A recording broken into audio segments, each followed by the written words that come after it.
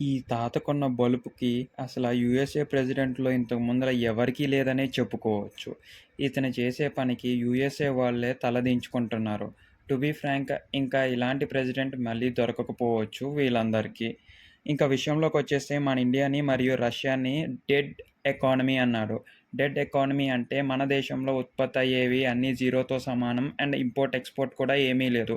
To be Frank దేశ ఆర్థిక వ్యవస్థే సున్నా అని చెప్పాడు మన 2 దేశాల్ని. దీనికి ధీటుగా రష్యా అయితే ఒక సవాల్‌ను విసిరింది. మాజీ అధ్యక్షుడు ఇలా మాట అన్నాడు.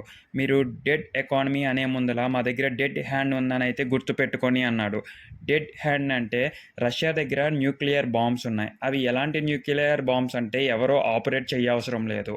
అవన్నీ దేశం నలుమూలలా ఫిక్స్ చేసి ఉన్నాయి. ఇన్‌ఫాక్ట్ వాళ్ళ సీ బేసిన్‌లో కూడా.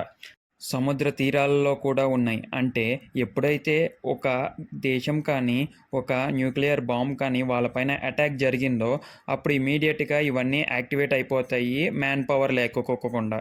అండ్ ఆర్మీ వాళ్ళ సిగ్నల్స్ కోసం వెయిట్ చేస్తూనే ఉంటాయి. If in case A signals రాకపోతే నలువైపులా ఏ దేశం నుంచి అయితే ఆ న్యూక్లియర్ బాంబ్ వచ్చిందో అక్కడికెళ్ళి బ్లాస్ట్ అవ్వటం అయితే జరుగుద్ది. దీనికి ధీటుగా ట్రంప్ మళ్ళీ ఇంకో ట్వీట్ ఏశారు. మా సబ్‌మెరైన్ నుంచి కూడా మీకు న్యూక్లియర్ బాంబ్స్ అయితే టార్గెట్ చేసి పెడుతున్నాము కాసుకోండి అని. సో వీళ్ళ ధైర్యం ఏంటో ఇంకా చూడాల్సి ఉంది. డొనాల్డ్ ట్రంప్ ఇలాగే విర్రవీగితే యూఎస్ఏ ఎకానమీ పడిపోవటం ఖాయమని అయితే చెప్తున్నారు. అండ్ ఇండియా, అమెరికా రిలేషన్ అయితే చాలా వీక్ అయిపోయింది. సో చూడాల్సి ఉంది ఏమవనుందో. మీరైతే మన ఛానల్ తరపు నుంచి ఒక చిన్న రిక్వెస్ట్ అయితే చేస్తున్నాము. మన ఈ ఒక్క వీడియో యూజ్‌ఫుల్ అయితే లైక్ చేసి సబ్స్క్రైబ్ చేసుకోవడం మాత్రం మర్చిపోవద్దు.